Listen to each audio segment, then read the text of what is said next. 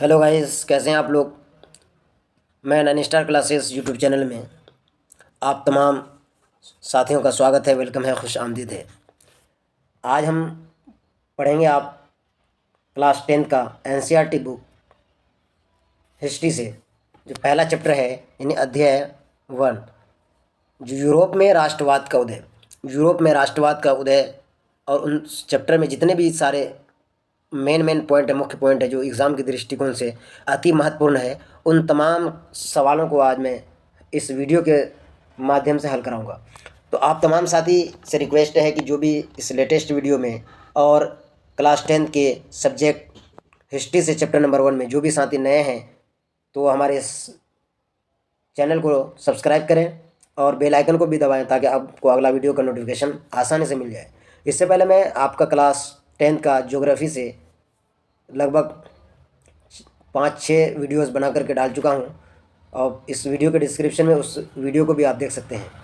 तो हम आज जानेंगे कि यूरोप में राष्ट्रवाद का उदय। तो सबसे पहले हम जानेंगे कि राष्ट्रवाद है क्या चीज़, यानी राष्ट्रवाद कहते किसको है, इसके बारे में थोड़ा सा हम लोग जानेंगे। तो कहते हैं कि राष्ट्रवाद राष्ट्र के प्रति निष्ठा, यानी जिस राष्ट्र में यानी जिस देश में आप रहते हैं, कहते हैं कि राष्ट्र के प्रति उसकी प्रगति और उसके प्रति सभी नियम आदर्शों को बनाए रखने का सिद्धांत। क्या कहा? राष्ट्रवाद का अर्थ बिल्कुल आसान है। आपको अगर पूछेगा कि राष्ट्रवाद का क्या अर्थ है तो आप बिल्कुल कह सकते हैं कि राष्ट्रवाद यानी राष्ट्र के प्रति निष्ठा, उसकी प्रगति और उसके प्रति सभी नियम आदर्शों को बनाए रखने का सिद्धांत या नियम। जिस देश में आप रहते हैं उस देश के हर एक चीज़ को आपको बनाए रखना है। हमेशा आपका दिमाग में ये हो कि हमारा राष्ट्र कैसे प्रगति की राह पर चलता रहे, ये चीज़ को आपको अपनाना है। तो चलिए हम शुरू करेंगे कि चैप्टर नंबर 1 का जो भी इम्पोर्टेंट क्वेश्चन है, इन तमाम क्वेश्चंस को हम देखेंगे आज। तो यही है यूरोप में राष्ट्रवाद। ये जो आप मैप देख रहे हैं, ये जो आप कोलाज देख रहे हैं जिसमें बहुत तरह के लोग हैं, इसमें अलग अलग चीज़ों के बारे में यहाँ भी दिया हुआ है। जिस तरीके से वहाँ लोग लड़ाई करते थे और अपने राष्ट्र को आगे बढ़ाने के लिए जब लोग जमा हो रहे थे, उन चीज़ों के बारे में ये दिखाया गया। जब आगे आपका इस तरीके से आएंगे तो चलिए हम शुरू करते हैं बगैर किसी देरी के।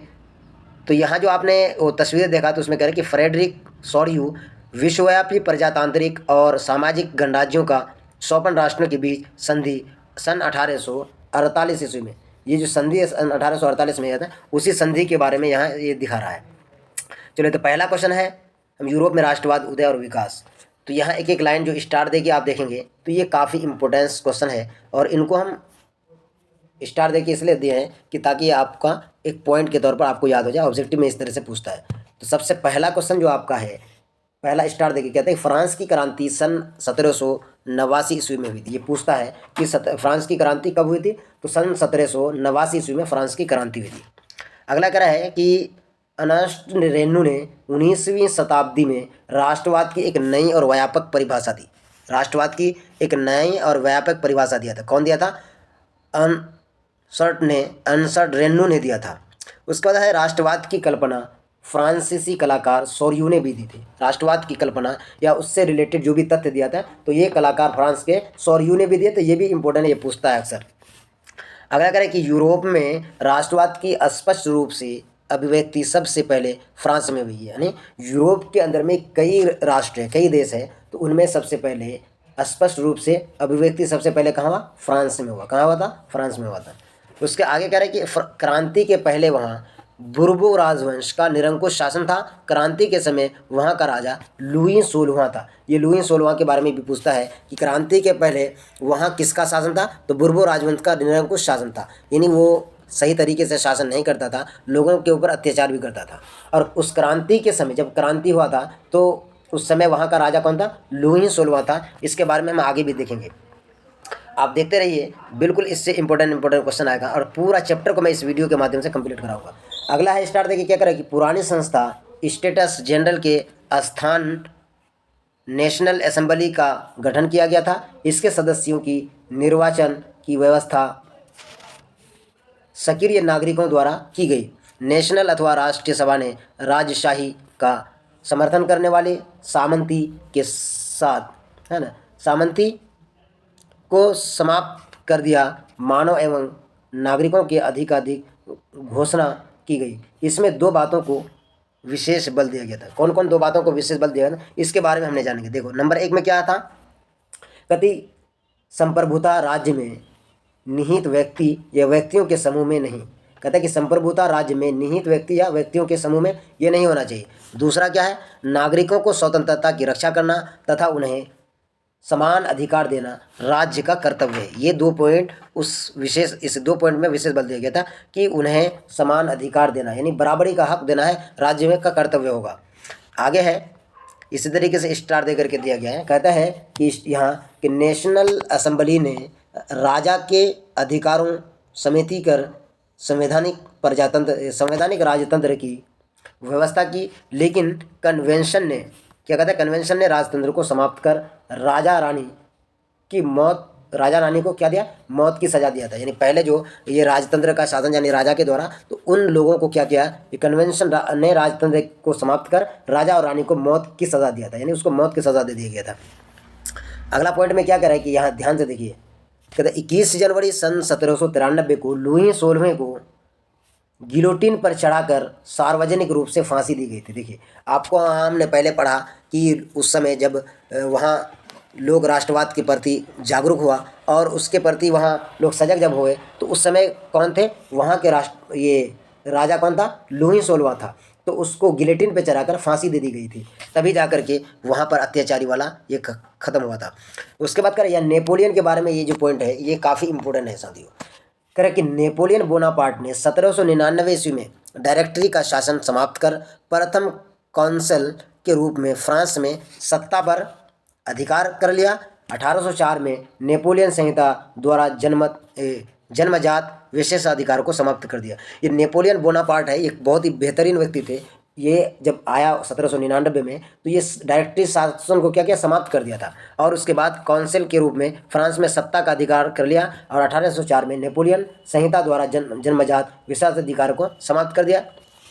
ये जन्मजात अधिकार जो है, विशेषाधिकार, ये क्या है कि राजा अगर जब शासन करता था तो राजा के बाद राजा का बेटा या राजा की बेटी या राजा की पत्नी ये शासन व्यवस्था करता था, लेकिन इस चीज़ को नेपोलियन बोनापार्ट ने ख़त्म किया। ये काफ़ी इंपॉर्टेंट क्वेश्चन था। अगला क्वेश्चन क्या है, स्टार्ट देखिए, ही इंपॉर्टेंट है। फ्रांस पर आश्रित राज्यों में भी नेपोलियन संहिता फ्रांसीसी शासन और अर्थव्यवस्था लागू की गई। फ्रांस पर आश्रित राज्यों में भी यानी फ्रांस के अंदर में जो भी अलग अलग राज्य थे उन सब में भी नेपोलियन संहिता को लागू किया। अगला क्वेश्चन क्या कह रहा है कि यहाँ कह रहा है कि स्टार देखिए, इंपॉर्टेंट क्वेश्चन को हमने स्टार देके इंडिकेट किया है, आप इसको नोट डाउन भी करते जा सकते हैं। कहते क्रांतिकारियों ने घोषणा की फ्रांसीसी राष्ट्र का ये भाग्य और लक्ष्य था कि वह यूरोप के लोगों को निरंकुश शासन से मुक्त कराए, यानी निरंकुश शासन से यूरोपियन लोग जो मुक्त था उसको क्या करा, उसके अंदर में संलिप्त था, तो उसको आज़ादी दिलाने का, उसको अलग करने का योजना बनाया था।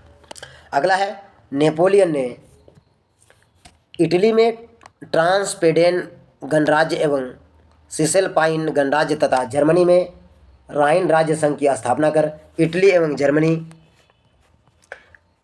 राज्य संघ की स्थापना कर इटली एवं जर्मनी भावी एकीकरण है ना, भावी एकीकरण की पृष्ठभूमि तैयार कर दी। इस प्रकार उसने वर्षा की ग्रीन डची बनाकर पोलैंड में भी राष्ट्रवादी भावना जागृत किया था। ये इस तरह की चीज़ें उसने किया जिससे कि सारा चीज़ जनता के हित में हो। अब यहाँ से क्वेश्चन शुरू होता है। पहला क्वेश्चन में क्या कर रहा है, द कॉमर्स ऑफ नेशन नामक पुस्तक के लेखक कौन है। दोस्तों ये ऑब्जेक्टिव में 1 नंबर का पूछता है। कहता है कि द कॉमर्स ऑफ नेशन नामक पुस्तक के लेखक कौन थे, तो कॉर्डलिफ थे। कौन थे, कॉर्डलिफ इस पुस्तक के लेखक थे। अगला कहता है क्वेश्चन है, किस अमेरिकी राष्ट्रपति ने न्यू डील लागू की। किस अमेरिकी राष्ट्रपति ने, तो कहते हैं एफ डी रूजवेल्ट ने न्यू डील लागू की थी। अगला कहता है, अगला क्वेश्चन क्या है, ओटावा सम्मेलन किस वर्ष हुआ था। ओटावा में एक सम्मेलन हुआ था जो 1932 ईस्वी में ओटावा सम्मेलन हुआ था। अगला क्वेश्चन है, कहता है भूमंडलीकरण शब्द का इजाद किसने किया था। भूमंडलीकरण का इजाद किसने किया था, जॉन विलियमसन ने भूमंडलीकरण शब्द का इजाद किया था। ये ऑब्जेक्टिव क्वेश्चन इसलिए पूछता है, इसलिए यहाँ हम एक इसको लेकर के हैं। उसका कहता है G8 की स्थापना कब हुई थी। G8 की स्थापना कब हुई थी, तो कहता है कि G8 की स्थापना 1975 ईस्वी की हुई थी। उसके बाद कह रहा है कि नूडल्स किस मूल का था। नूडल्स किस मूल का था, तुनुडस चीन मूल का था, यानी चीन देश का रहने वाला था। अगला है अमेरिका में गुलाम कहाँ से ले जाते थे। अमेरिका में गुलाम कहाँ से लेके जाता था, लोगों को जब गुलाम बना करके व बंधक बना करके काम कराया था तो वो अफ्रीका से लेकर के जाता था। ये इंपॉर्टेंट क्वेश्चन है, तमाम इंपॉर्टेंट क्वेश्चन को मैं यहाँ लेकर के आया हूँ, इसलिए आप वीडियो के आखिर तक ज़रूर देखेंगे। तो उसका तक गिर मिटिया श्रमिक किसे कहा जाता था, यानी ये बहुत ही इंपॉर्टेंट है। जिन्हें अनुबंध एग्रीमेंट के अंतर्गत ले जाया गया उसको गिर मिटिया श्रमिक कहा जाता था। श्रमिक यानी काम करने वाले मजदूरों को श्रमिक कहा था। उसके बाद कहा था कि ऑस्ट्रिया हंगरी हैब्सबर्ग साम्राज्य के अंतर्गत था। कि अगर ऑस्ट्रिया हंगरी हैब्सबर्ग और साम्राज्य के अंतर्गत था, यानी उसके अंदर में था। उसका तो हंगरी की आधी आबादी, कहता है हंगरी की आधी आबादी मैग्यार भाषा बोलते थे। यानी हंगरी जो देश है वहाँ के लोग कौन सी भाषा बोलते थे, मैग्यार भाषा बोलते थे। ये काफ़ी इंपॉर्टेंट है, पिछले बार भी एग्जाम में पूछा गया था इसको, तो यहाँ ध्यान से देखेंगे आप लोग। उसका बाद उदारवाद शब्द की व्युत्पत्ति लैटिन भाषा के मूल शब्द लाइबर यानी लीबर LIBR लीबर से मानी गई है। किससे मानी गई, लीबर से मानी गई। यानी उदारवाद शब्द की जो है, उदारवादी नेता के बारे में आप आगे आएंगे, बहुत इंपॉर्टेंट क्वेश्चन है, तो यहाँ मैं बता देता हूँ कि उदारवादी शब्द की उत्पत्ति लैटिन भाषा के मूल शब्द लीबर से मानी गई है। किससे मानी गई, लीबर से मानी गई है। इस शब्द का अर्थ आज़ाद है। इस शब्द का क्या अर्थ है, आज़ाद इन फ्रीडम। अगला कहता है 1834 में परसा एक शुल्क संघ जोल्वेराइन की स्थापना की। 1834 में परसा एक शुल्क संघ जोल्वेराइन की स्थापना की थी।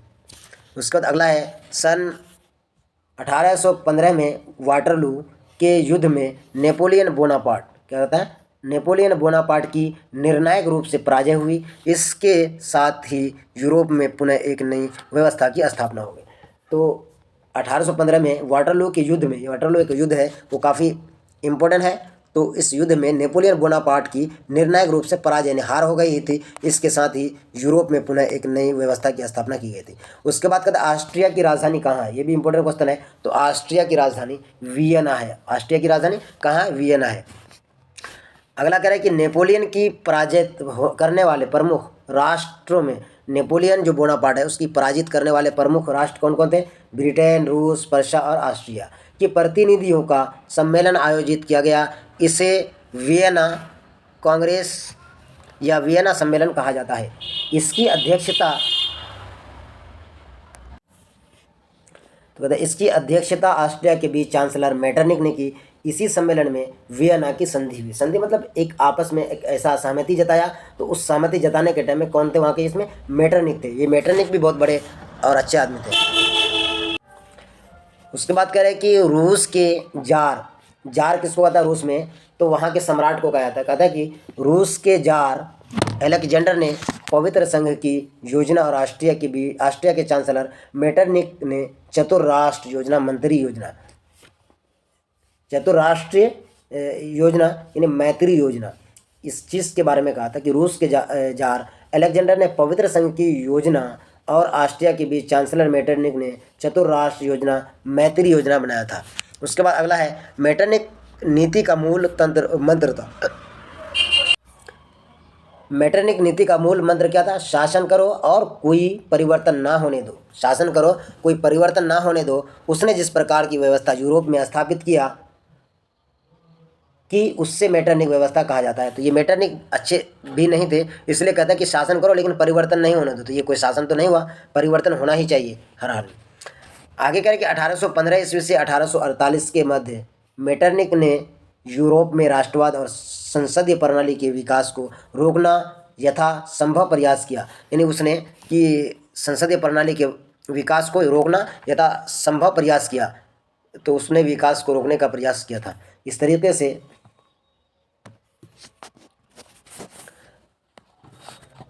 उसके अगला कह रहा है कि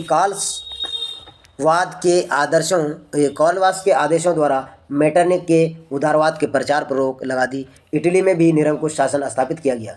ये सब चीज़ें हो रहा था। अगला है इटली के विख्यात क्रांतिकारी मैजिनी ने यंग इटली और यंग यूरोप नामक भूमिगत संगठन स्थापित किया। तो ये यंग इटली और यंग यूरोप ये बहुत ही बेहतर तरीके से इसको स्थापित करने का काम किया था। किसने किया था, मैजिनी ने किया था। उसके बाद उग्र राष्ट्रवादी संगठन कार्बोनरी भी क्रांति का संदेश फैला रहा था। ये भी कार्बोनरी जो था ये भी बहुत ही बेहतरीन नेता थे। चलिए अगला कह रहा है कि मेजनी के प्रभाव को देखते हुए मेटरनिक ने उसे हमारी सामाजिक व्यवस्था का सबसे खतरनाक दुश्मन माना। क्या? मेजरनिक के प्रभाव को देखते हुए मेटरनिक ने उसे हमारी सामाजिक व्यवस्था को सबसे खतरनाक माना था, यानी वो भी अपने समाज के हित के लिए बेहतर कार्य नहीं कर पाता था। चलिए अगला है कि 1830 से 1848 के मध्य अनेक यूरोपीय राष्ट्रों में राष्ट्रवादी क्रांति हुई। इनका उद्देश्य पुरातन व्यवस्था को समाप्त कर नई व्यवस्था की स्थापना करना था।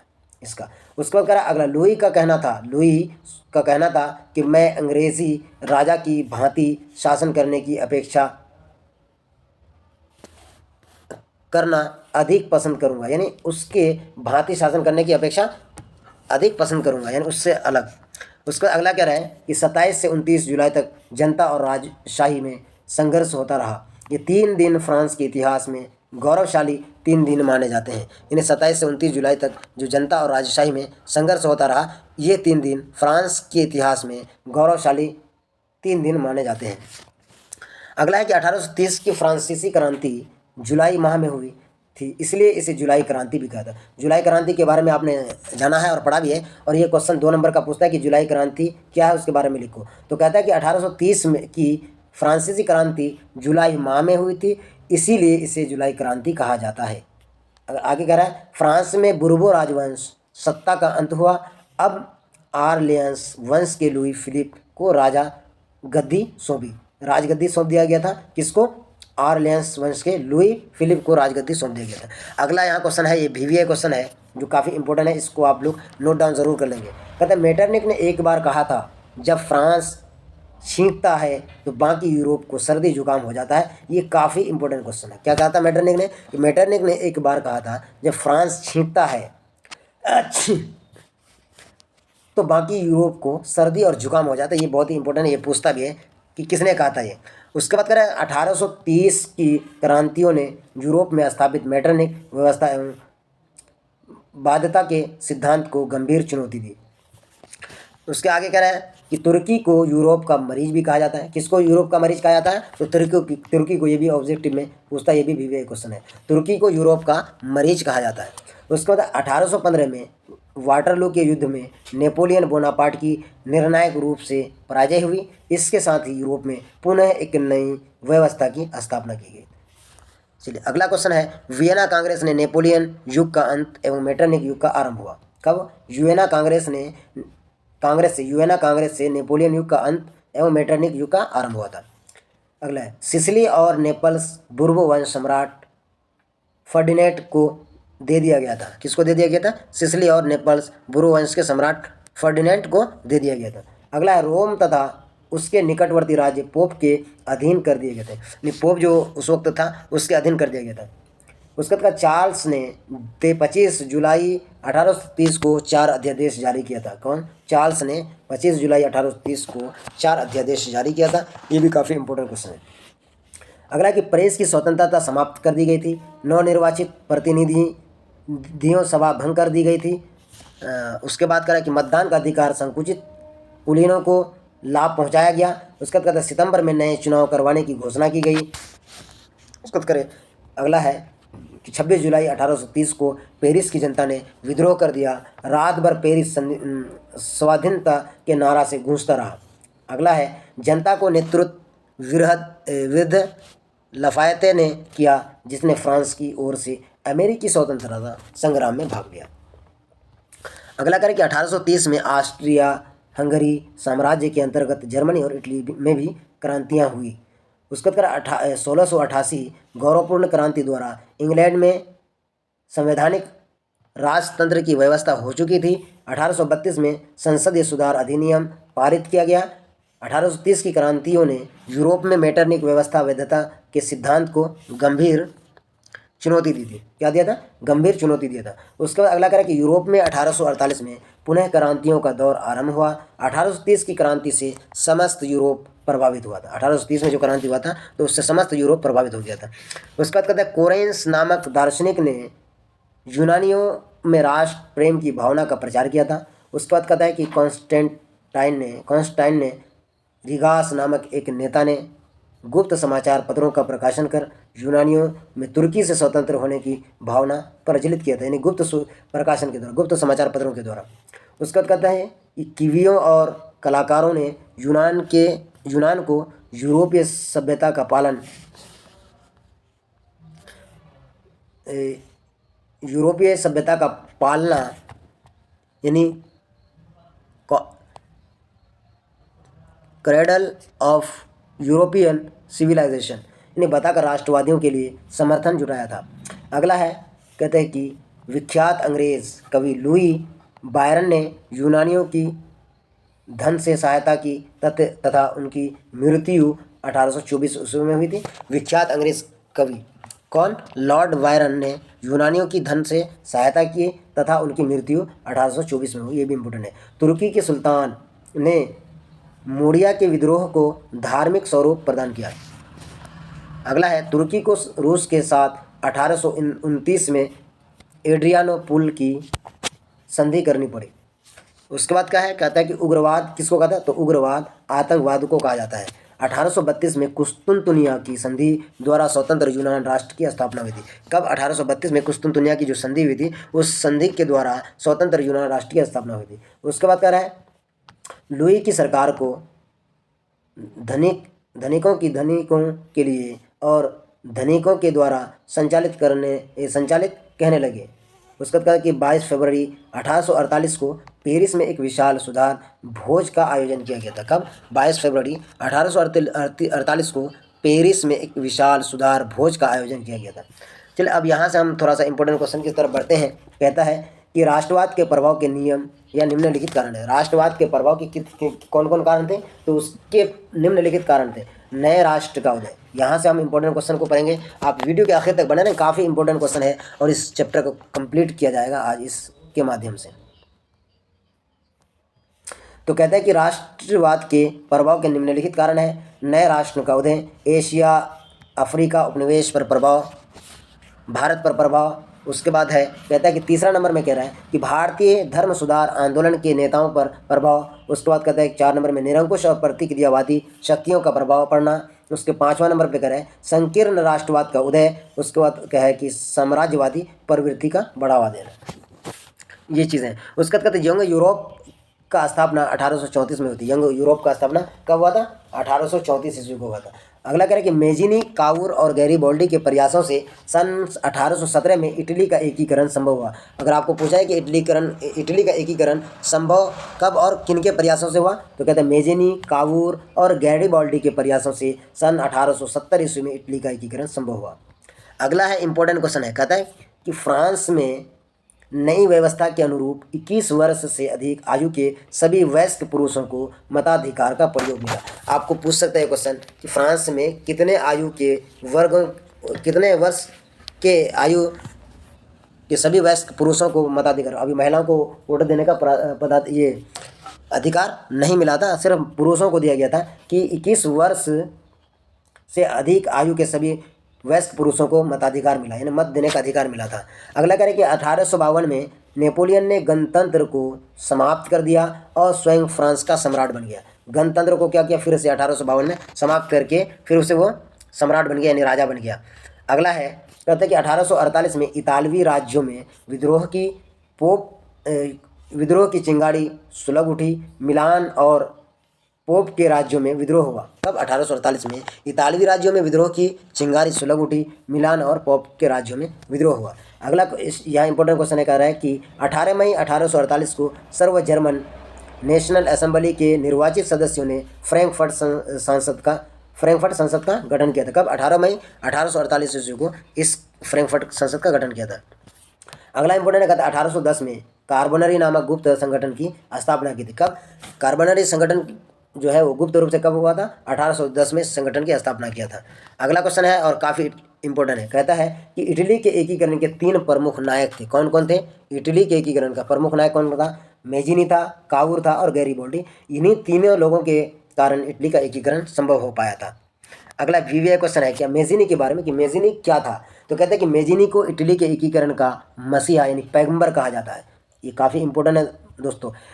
वह दार्शनिक, लेखक, राजनेता, गणतंत्र का समर्थक, और कर्मठ कार्य करता है। उसका जन्म 1805 ईस्वी में सार्डिनिया के जिनोआ नगर में हुआ था। उसके पिता विख्यात चिकित्सक थे।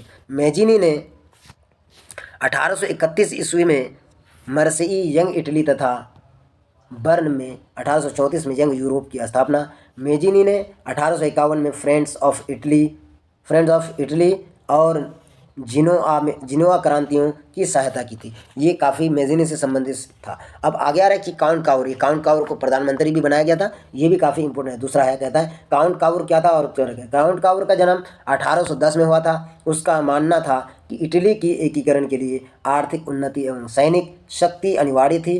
काउर आदर्शवादी नहीं बल्कि यथार्थवादी था। वो कूटनीतिक एवं राष्ट्रवादी था। कूटनीतिक और राष्ट्रवादी था, यानी राष्ट्र के प्रति बिल्कुल सजग था। उसके बाद अगला है, कह रहे हैं कि गैरीबॉल्डी के बारे में, कि गैरीबॉल्डी क्या था। तो गैरीबॉल्डी इटली के एकीकरण में गैरीबॉल्डी का भी महत्वपूर्ण योगदान था। उसका जन्म 1807 ईस्वी में नीस में हुआ था। मेजिनी और काउर के समान वह भी एक महान राष्ट्रवादी था। क्रांतिकारी गतिविधियों में भाग लेने के कारण उसे मृत्युदंड की सज़ा सुनाई गई थी, परंतु वह भागकर विदेश चला गया था। परंतु वो जान बचाकर कहाँ चला गया था? भागकर विदेश चला गया था, जब उसको जान से मारने की यानी सज़ा देने की बात कही थी। उसके बाद करें 1848 ईस्वी में वो इटली वापस फिर आ गया था। 1848 में वो इटली फिर वापस आ गया था। फिर करें 1854 में क्रीमिया का युद्ध आरंभ हुआ। इसमें फ्रांस, तुर्की और इंग्लैंड संयुक्त रूप से रूस के विरुद्ध युद्ध लड़े। अगला करें कि क्रीमिया के युद्ध में रूस की पराजय हुई। युद्ध के बाद पेरिस शांति सम्मेलन में काउर को आमंत्रित किया गया था। काउंट काउर को फिर वहाँ उस सम्मेलन में आमंत्रित किया था, इनवाइट किया था। करें कि 1848 में यूरोप के अनेक राष्ट्रों में क्रांतियाँ हुई जो निम्न है। 1848 में यूरोप में अलग अलग प्रकार की क्रांतियाँ हुई, तो वो निम्न प्रकार। नंबर 1 में कह रहा है फ्रांस क्रांति, दूसरा इटली क्रांति, तीसरा है जर्मनी क्रांति, उसके बाद ऑस्ट्रिया क्रांति, उसके बाद है हंगरी क्रांति, उसके बाद है बोहेमिया और पोलैंड। ये इस प्रकार की क्रांतियाँ हुई थी। अगला आप कह रहे हैं कि यूरोप में राष्ट्रवाद। ये इंपॉर्टेंट क्वेश्चन आ रहा है कि यूरोप में राष्ट्रवाद क्या है। तो यूरोप में राष्ट्रवाद का मेन कारण क्या था कि राष्ट्रवाद की अवधारणा, फ्रांस में राष्ट्रवाद के प्रसार में नेपोलियन बोनापार्ट का योगदान, उसका 18वीं शताब्दी में यूरोप में राष्ट्रवाद का निर्माण। और पांचवा है उदारवादी राष्ट्रवाद। इस प्रकार का जो चीज़ें हैं हमको यहाँ समझ में आ रहा है। पहला चैप्टर में जो काफ़ी चीज़ें हैं बहुत ही, और मेन क्वेश्चन को हम लें, और थोड़ा लंबा चैप्टर है तो थोड़ा सा वीडियो लंबा हो सकता है, लेकिन इसको हम 2 पार्ट में कंप्लीट कर देंगे। उसके बाद करें कि 1830 ईस्वी की यूरोपीय क्रांतियाँ निम्न प्रकार है। 1830 में जो क्रांति होती है, नंबर 1 में फ्रांस की जुलाई क्रांति। ये जुलाई क्रांति काफ़ी इंपॉर्टेंट है। उसके बाद है स्पेन, उसके बाद पुर्तगाल, Switzerland, Belgium, Poland, Germany, England. तो ये आपका जो है, ये जो क्रांति यूरोपीय क्रांति है, इस क्रांति को आप लोग नोट डाउन कर लीजिएगा, काफ़ी इंपॉर्टेंट है। उसके बाद है कि रूढ़िवादी की पुनर्स्थापना, वियना कांग्रेस, वियना की संधि, यूरोपीय कंसर्ट और मेटरनिक व्यवस्था। उसके बाद कह रहे हैं कि जनता निरंकुशवाद का सशक्त रूप से विरोध कब किया। जनता निरंकुशवाद का सशक्त रूप से विरोध कब किया। तो कहते हैं फ्रांस की क्रांति सन 1789 की महाक्रांति से ही पहली बार जनता ने एकजुट होकर निरंकुशवाद का सशक्त रूप से विरोध किया था और फ्रांस में राजसत्ता का परिवर्तन किया। अगला है राष्ट्रवाद की अवधारणा से आप क्या तात्पर्य है। ये क्वेश्चन है, राष्ट्रवाद की अवधारणा से क्या तात्पर्य है। तो कहता है कि राष्ट्रवाद की अवधारणा का तात्पर्य है कि अपने राष्ट्र के प्रति सोच एवं लगाव की भावना का विकास, जिससे भाषाई, नस्ली और आवासीय आधार पर राष्ट्र का निर्माण होता है। धर्म भी राष्ट्र का आधार होता है। राष्ट्रवाद की कल्पना फ्रांसीसी कलाकार सॉर्यू ने भी की है। उन्होंने कल्पनादर्श की रचना अपने चित्रों द्वारा की, जिससे विभिन्न राष्ट्रों की पहचान कपड़ों और प्रतीक चिन्हों द्वारा की गई थी। हमने जो आपको सबसे पहले वीडियो स्टार्ट में ही वो चित्र दिखाए थे, तो वहाँ जो है वो चित्र जो है, ये ना कलाकार सॉर्यू जो अपने कपड़ों को विभिन्न कपड़ों के द्वारा, वहाँ जो चित्रों द्वारा, जिससे विभिन्न राष्ट्र की पहचान और प्रतीक चिन्हों द्वारा किया था, उसी के बारे में वो जो चित्र बताए थे। उसके बाद इंपॉर्टेंट क्या चीज़ है यहाँ, कहते हैं यूरोप का राष्ट्रीय गान क्या है। मर्सिले यूरोप का राष्ट्रीय गान है। यूरोप का राष्ट्रीय भाषा क्या, फ्रेंच। यूरोप का राष्ट्रीय भाषा क्या, फ्रेंच है। यूरोप में क्रांति के बाद किसे गए गाड़ी, यानी किसे गए कार्य, यूरोप में क्रांति के बाद किसे यानी किए गए कार्य, सॉरी, यूरोप में क्रांति के बाद किए गए कार्य। नया संविधान, सभी का समान अधिकार, सामंती व्यवस्था समाप्त, उसके बाद स्टेटस जनरल यानी नेशनल असेंबली।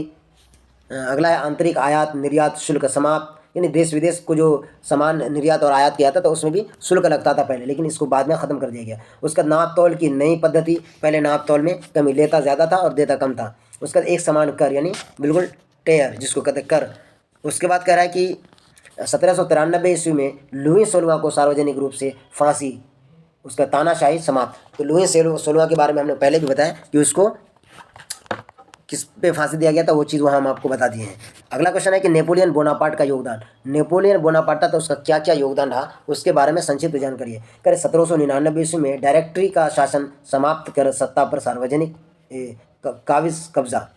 उसके बाद करें 1804 में फ्रांस का सम्राट बना। दूसरा 1804 में नेपोलियन संहिता लागू किया। उसके बाद है इंपॉर्टेंट क्वेश्चन दोस्तों, यहाँ कह रहा है कि राष्ट्रवाद के प्रसार में नेपोलियन का योगदान। नेपोलियन बोनापार्ट था तो उसका राष्ट्रवाद के प्रसार के लिए क्या क्या योगदान था इसके बारे में हम जानेंगे। विशेषाधिकार समाप्त, आर्थिक असमानता दूर। उसके बाद दूसरा है कानून के समक्ष सबको बराबरी का अधिकार।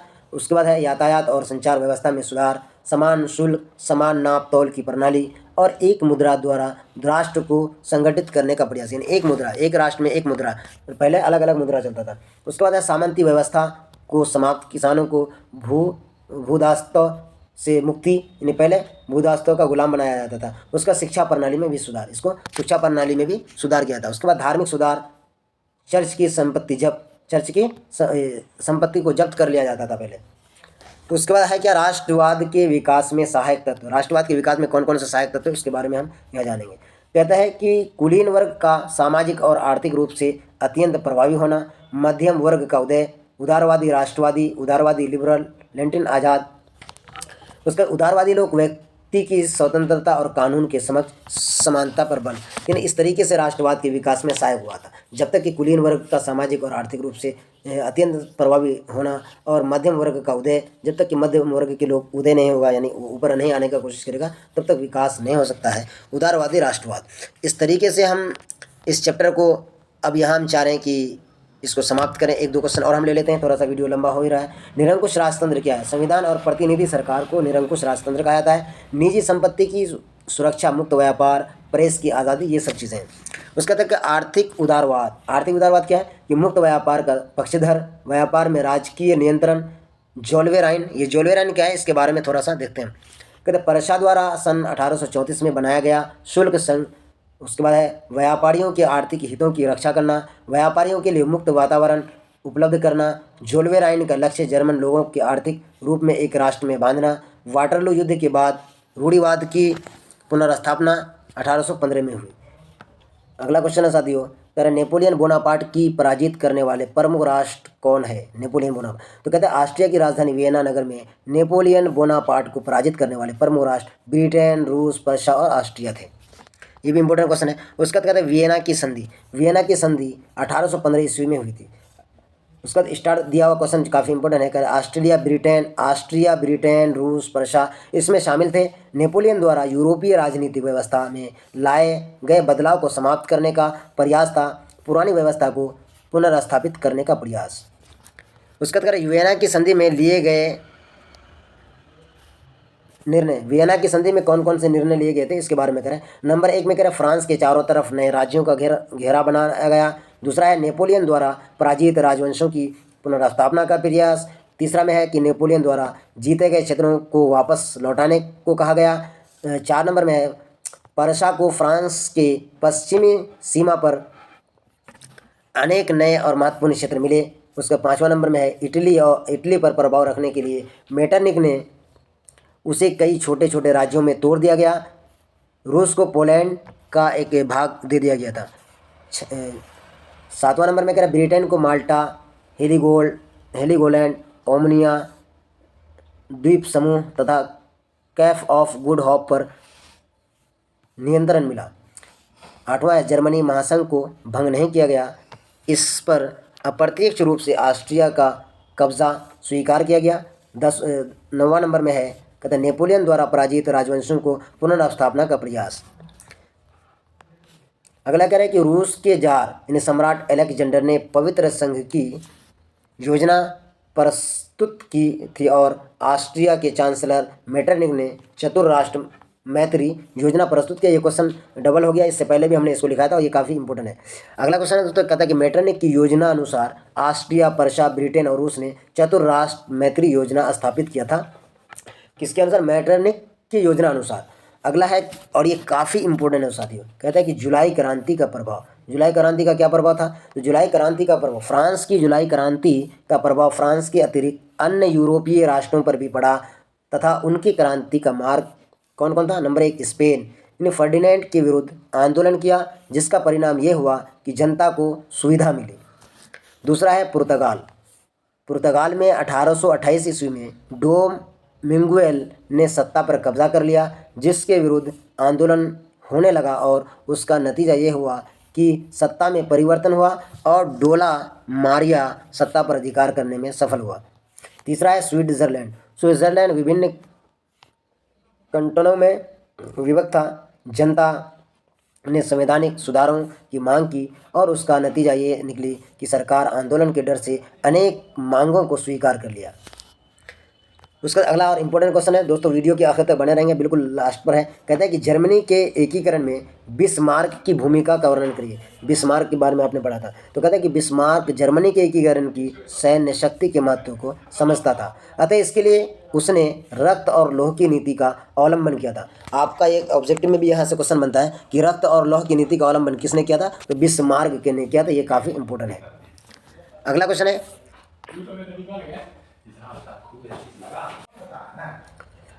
इससे तात्पर्य था कि सैन्य उपायों से ही जर्मनी का एकीकरण संभव था। उसका उत्तर है फेडरिक विलियम चतुर्थ के बाद पर्शिया का राजा विलियम प्रथम बना। किसका? फेडरिक विलियम चतुर्थ के बाद पर्शिया का राजा विलियम प्रथम बना। उसके बाद कहता है कि एकीकरण भाषा, आदर्शवाद, बहुमत, निर्णय से नहीं बल्कि पर्शिया के नेतृत्व में रक्त और लौह की नीति से होगा। उसका उत्तर है कि जर्मनी का एकीकरण के लिए बिस्मार्क ने 3 युद्ध किए थे। कौन कौन युद्ध किए थे? नंबर 1 डेनमार्क युद्ध, ऑस्ट्रिया युद्ध और फ्रांस युद्ध। जर्मनी के एकीकरण के लिए बिस्मार्क ने ये 3 युद्ध किया था। ये है, कहता है कि जर्मनी के एकीकरण का संक्षिप्त विवरण प्रस्तुत करें। जर्मनी के एकीकरण का संक्षिप्त विवरण प्रस्तुत करने का है। तो दोस्तों ये भी काफ़ी इंपॉर्टेंट क्वेश्चन है। कहते जर्मनी के एकीकरण में बिस्मार्क की महत्वपूर्ण भूमिका सन 1862 में पर्शिया के राजा विलियम प्रथम का चांसलर बनना तथा बिस्मार्क ने एकीकरण के लिए रक्त और लौह की नीति अपनाई। मोटे तौर पर जर्मनी 3 भागों में विभाजित था। उत्तरी भाग पर्शिया, सैक्सनी, मध्य में राइनलैंड और दक्षिण में बवेरिया जैसे राज्य प्रमुख थे, परंतु इन राज्यों में राजनीतिक, सामाजिक अथवा धार्मिक एकता नहीं थी और यहाँ पर 3 युद्ध हुए। नंबर 1 1864 में डेनमार्क से, दूसरा हुआ था 1866 ईस्वी में ऑस्ट्रिया से तथा तीसरा 1870 में फ्रांस से, जिसमें पर्शिया के नेतृत्व में जर्मनी का एकीकरण पूरा हुआ और 18 जनवरी 1871 को विलियम प्रथम जर्मनी का सम्राट बना था। यानी 18 जनवरी 1871 को विलियम प्रथम जर्मनी का सम्राट बना था। ये आखिरी है। कहता है कि इटली के एकीकरण की विभिन्न चरणों में लिखें। इटली के एकीकरण का विभिन्न चरणों में लिखने के लिए कह रहा है। तो कहता है इटली के एकीकरण की 4 चरण में विभाजित किया गया था। नंबर 1 पहला चरण। पहले चरण में इटली के एकीकरण के लिए अनेक संगठनों का निर्माण किया गया और विभिन्न देशों से कई तरह के समझौते और संधियां की गई। दूसरा है द्वितीय चरण। इस चरण में मध्य राज्यों की जनता ने इटली के एकीकरण के लिए विद्रोह कर दिया था। ये सभी राज्य इटली में सम्मिलित होना चाहते थे, जबकि ऑस्ट्रिया चाहता था कि ज्यूरिख संधि के अंतर्गत इन राज्यों में पुराना शासन स्थापित किया जाए। इंग्लैंड को सहानुभूति इटली के साथ थी, इसलिए मध्य इटली के राज्यों में जनमत संग्रह के पसंद पर इंग्लैंड इटली का पक्ष लिया और मध्य राज्यों में जनमत संग्रह कराया गया। इस तरह इटली के एकीकरण का दूसरा चरण संपन्न हो गया था। इस तरीके से तीसरा चरण क्या था? तीसरा चरण में कह रहा है कि नेपल्स और सिसिली के शासक अयोग्य था। मेजिनी, फ्रांसीसी क्रिस्टी और गैरिबाल्डी ने इन राज्यों में विद्रोह की योजना बनाई और गैरिबाल्डी ने सिसिली पर आक्रमण कर स्वयं को वहां का शासक घोषित कर दिया। बाद में गैरिबाल्डी ने विक्टर इमैनुएल को शासक के रूप में स्वीकार कर लिया। विक्टर इमैनुएल को बाद में शासक के रूप में स्वीकार किया। इस तरह दक्षिण राज्य के इटली में मिल जाने के साथ ही इटली के एकीकरण का तीसरा चरण संपन्न हुआ। चौथा चरण क्या है? चतुर्थ और अंतिम चरण कहता है कि प्राग की संधि के तरह इटली को वेनेशिया दिया गया। जब फ्रांस की सेना इटली से हट गई तो इटली ने रोम पर अपना अधिकार कर लिया और रोम को संयुक्त इटली का राजधानी बनाया गया तथा इस प्रकार इटली का एकीकरण लंबे संघर्ष के बाद पूरा हुआ। इसमें मेजिनी, काउर, गैरिबाल्डी जैसे राष्ट्रवादी और शासक विक्टर इमैनुएल की प्रमुख भूमिका रही थी। तो इस तरीके के साथ ही आपका चैप्टर नंबर पहला कंप्लीट हो गया। ये पहला वीडियो था, तो तमाम साथियों को आप शेयर कर दीजिए और इस वीडियो को जहाँ तक हो सके आप लोग लाइक और कमेंट करके सपोर्ट कीजिए। और मैं बहुत जल्दी अब अगला चैप्टर का वीडियोस कंप्लीट लेकर के आऊँगा आपको, इसलिए कि ये चैप्टर थोड़ा सा लंबा हो गया, इसलिए कि साथ ही ये बहुत बड़ा चैप्टर है। यूरोप में राष्ट्रवाद और उदय विकास से संबंधित ये चैप्टर था, ये काफ़ी लंबा था। इससे बहुत सारे प्रश्न आएंगे, कम से कम आपका 5 से 10 नंबर आपका गारंटी इस चैप्टर से। तो आप तमाम साथियों का बहुत बहुत शुक्रिया, धन्यवाद, जय हिंद।